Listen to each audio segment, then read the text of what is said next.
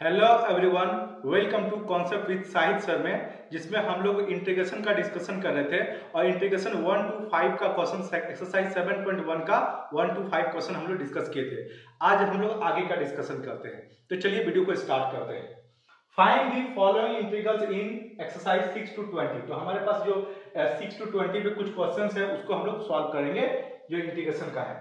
ठीक है, तो कुछ फॉर्मूला हमें पता होना चाहिए। जिससे इंटीग्रेशन होता है x की पावर n dx, ये फॉर्मूला होता है। इसका होता है x की power n plus 1 by n plus 1 और एक कांस्टेंट c आ जाता है।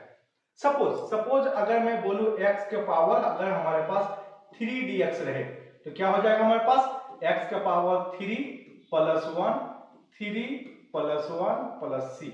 इसका मतलब है x के पावर 4 बाय 4 प्लस c हो जाएगा।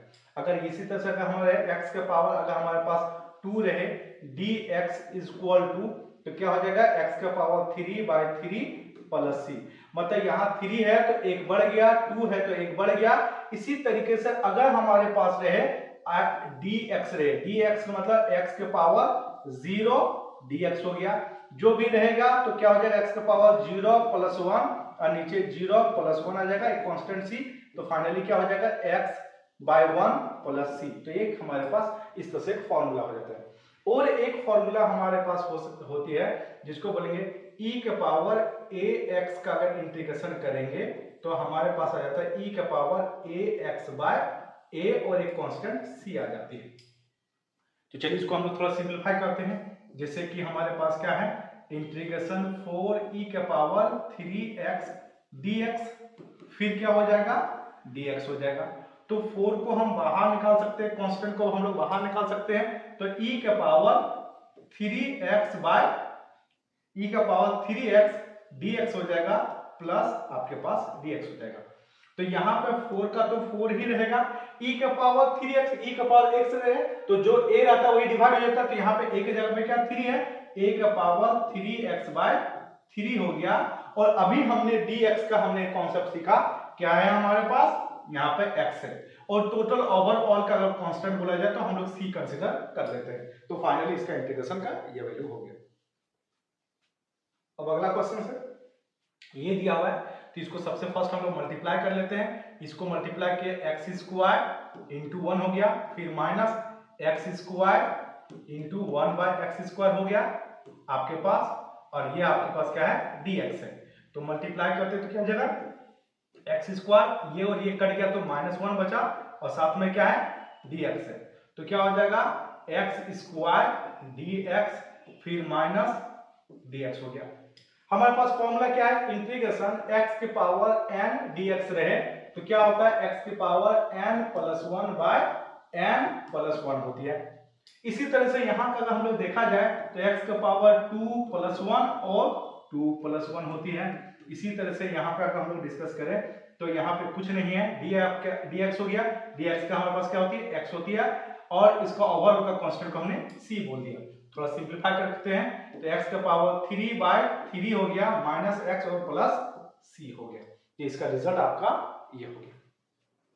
नेक्स्ट क्वेश्चन है हमारे पास, नेक्स्ट हमारे पास बिल्कुल ऐसे ही हम लोग काम करते हैं।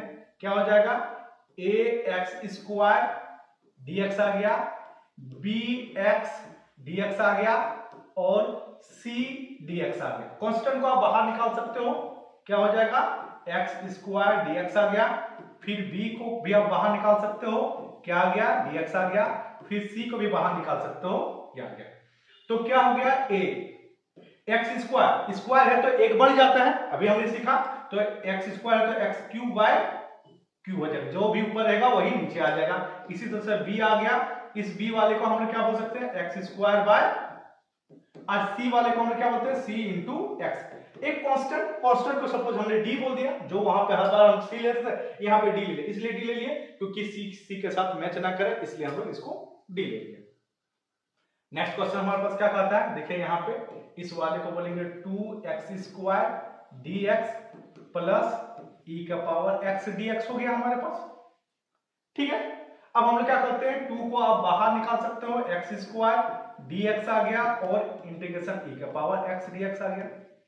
हमारे पास फॉर्मूला क्या होती है x के पावर n dx का होती है x के पावर n+1 और नीचे n+1 प्लस एक कांस्टेंट आ जाता है।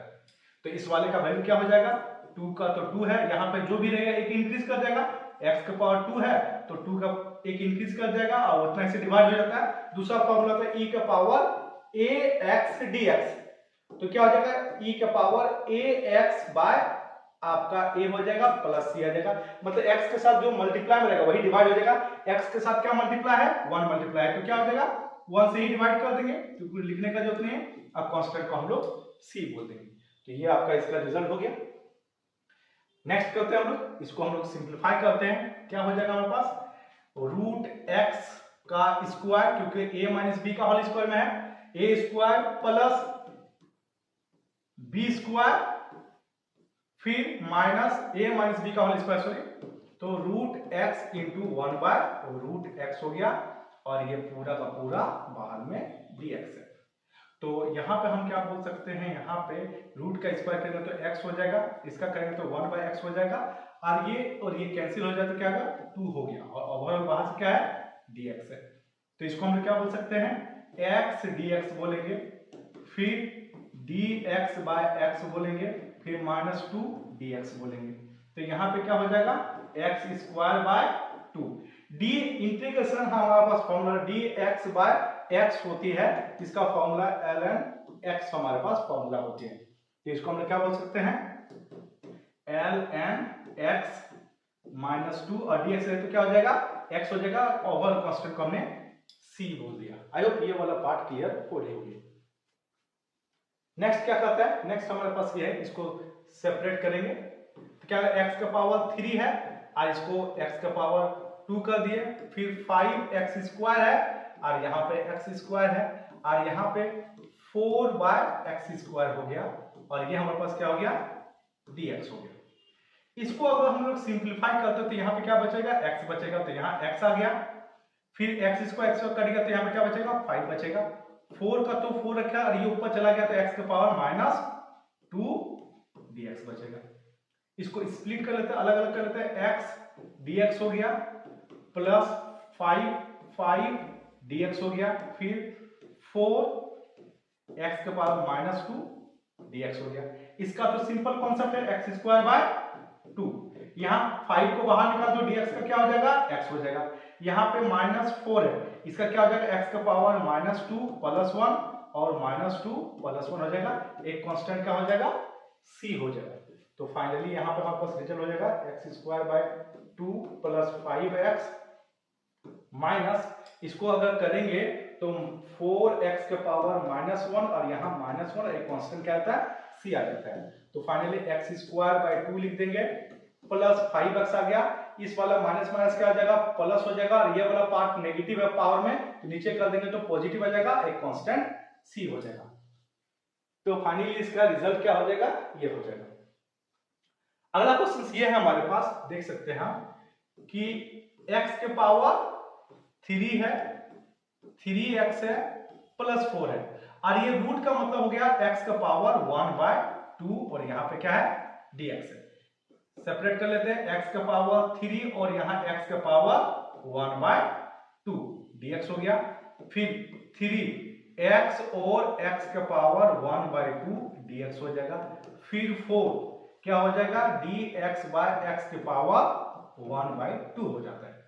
अब जब ऊपर नीचे बेस सेम रहे तो फॉर्मूला हमारे पास क्या होती है a के पावर m बाय a के पावर n, तो क्या हो जाता है a का पावर m माइनस n हो जाती है। इसी तरह से x के पावर 3 माइनस 1 बाय 2 dx हो जाएगी, इसी तरह से 3x के पावर 1 माइनस 1 बाय 2 हो जाएगी, इसी तरह से 4x की पावर -1 बाय 2 dx हो जाएगी।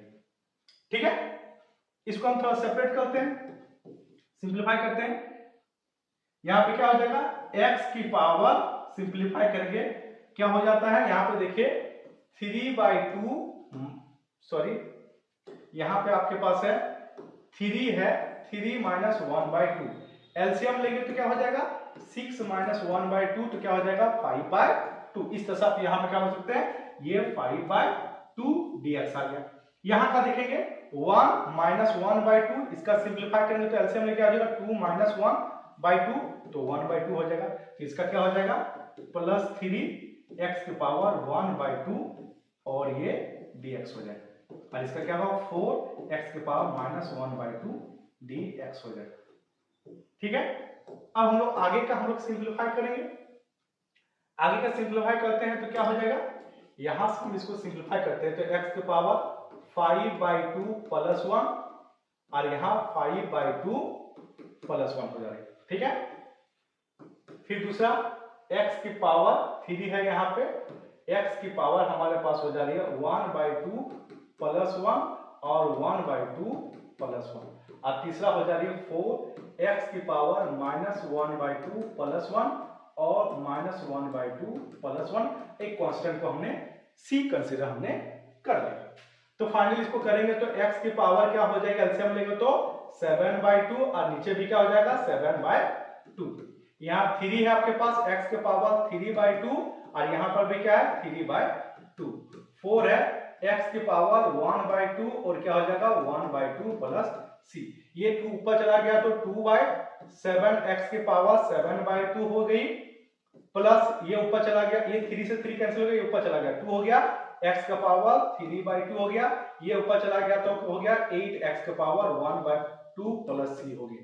तो फाइनली हमने अभी जो हमने डिस्कस किया वो क्वेश्चन नंबर 1 से लेके 12 तक का हमने डिस्कशन किया हुआ है। अब अगला है हमारे पास, यहाँ पे हम लोग देख लेते हैं क्या दिया हुआ है इंटीग्रेशन। यहाँ पे x स्क्वायर को कॉमन लेते तो x माइनस 1 और यहाँ पे 1 को कॉमन लेते तो x माइनस 1 और डिवाइड क्या है x माइनस 1 dx है हमारे पास। अब इसमें से अगर मैं बोलूं x माइनस 1 को अगर कॉमन ले लूं और x स्क्वायर प्लस 1 को अगर कॉमन ले लूं तो क्या हो जाएगा x माइनस 1 और ये क्या बोलेंगे dx बोलेंगे। ये वाला पार्ट और ये वाला पार्ट कैंसिल आउट हो गया। जब ये कैंसिल आउट हो गया तो यहाँ पर हमारे पास क्या बचता है, हमारे पास ये बचता है x square plus 1 integration dx हमारे पास हो गया। इसको और थोड़ा सिंप्लीफाई कर लेते हैं, x स्क्वायर dx हो गया प्लस dx हमारे पास हो गया। तो यहाँ पे जो भी होता है उसका इंक्रीज कर देता है x क्यूब बाय 3 और इसका क्या हो जाएगा x हो जाएगा, ओवरऑल कांस्टेंट को हमने क्या बोल दिया c बोल दिया। इस तरीके से हमने अभी जो डिस्कशन किया क्वेश्चन नंबर 6 से लेके क्वेश्चन नंबर 13 तक का डिस्कशन किया। आई होप ये सारे चीज आपको क्लियर हुई होगी।